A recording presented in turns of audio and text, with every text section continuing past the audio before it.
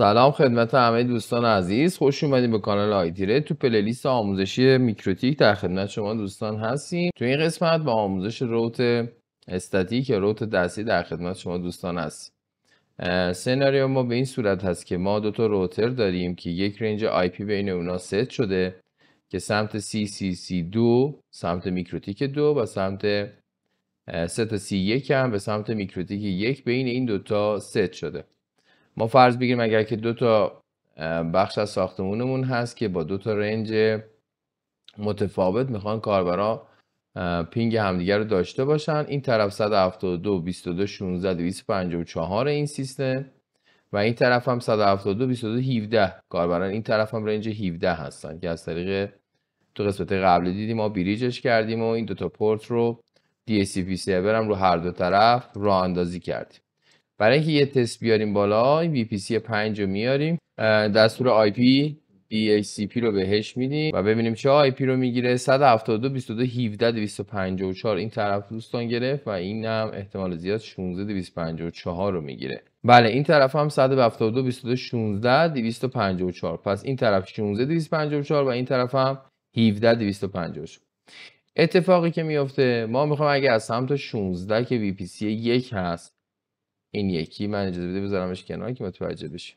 این یکی سیستم 16 پایینی هست و 17 بالایی. ببینید دوستان برای که متوجه بشیم چه اتفاقی میفته واسه روت استاتیک، ما این سیستم VPC 1 که IP 16254 هست اول بهش بگیم که گتوی خودش رو پینگ کنه 172 22 16 1. میبینید ارتباط برمیگرده دیگه، به خاطری که از طریق یه سویچ وصل شده. من هیچ تنظیمات تو این سویچ نزدم و ارتباط مستقیم گرفته با ایدر 3 میکروتیک و گیتویش هم داخل ایدر 3 هست.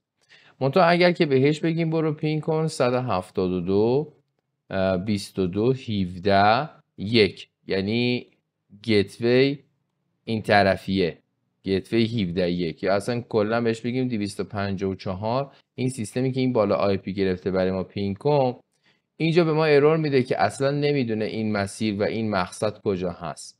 کی داره بهش جواب میده؟ 172 22 16 1 داره بهش میگه که من مسیری واسه این ندارم، یعنی این گیتوی که سمت ایدر 3 هست که اینجا ست شده داره به سیستمای پشت دستش کاربر اعلام میکنه که من مقصد و مسیری واسه این 16 واسه این 17 254 که گفتی ندارم.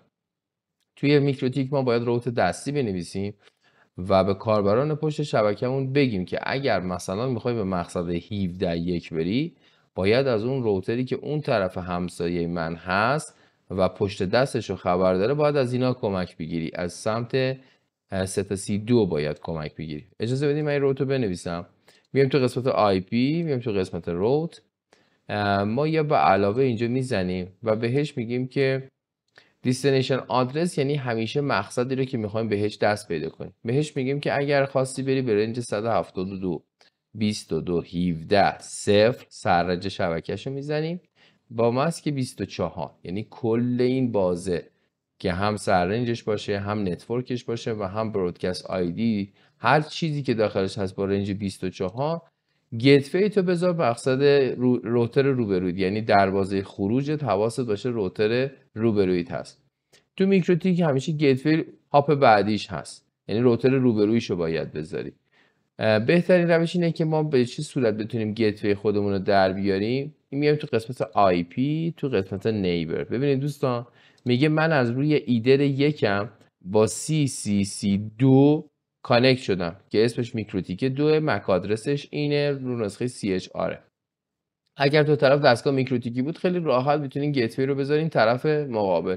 پس میایم تو IP تو قسمت نیبر، اینه که روش دوباره کلیک کنیم راحت میتونیم این IP آدرس رو کپی بگیریم ازش با کنترل C و میایم تو قسمت گیتوی. ببینید خیلی راحت اینجا پیستش میکنیم. تا اینجا اوکی. پس ما اومدیم یه روت دستی نوشتیم دیگه. وقتی روت دستی مینویسی اینجا با AS نشون میده برای ما. ببینید اجازه بدین. ببینید وقتی موضوع میبرمش نوشته اکتیو استاتیک. اگه موضوع ببرم رو سمت بالایی ها نگاه کنید نوشته داینامیک اکتیو کانکتید، یعنی DAS میگه داینامیک اکتیو کانکتد خودم هست. داینامیک یعنی خودش تزریق شده، اکتیو فعال، سی هم که یعنی کانکتد خودمون هست. پس AS یعنی اکتیو و استاتیک هست. حالا ما اگه که دوباره برگردیم این دفعه دستور پینگ رو بدیم، اتفاقی که میفته کاربر ارورمون عوض شد، یعنی 17254 الان داره دیگه ارور تایم اوت میخوره، یعنی داره ارتباط برقرار شده با روتر روبرو، الان دیگه مسیرش رو میفهمه به کدوم سمت هست، ولی ارور تایم اوت به ما میخوره، یعنی داره میخوره به این روتر شماره 2، میخوره به این کاربر، ولی وقتی میخواد بگرده دیگه ما روت برگشتی واسش نداریم، یعنی داخل این دیگه نمیدونه این روتر باید چی کارش بکنه. به خاطر همینه که ارورش عوض شد و ارور تبدیل به تایم اوت شد. همونجور که میدونید روت همیشه رفت و برگشت هست.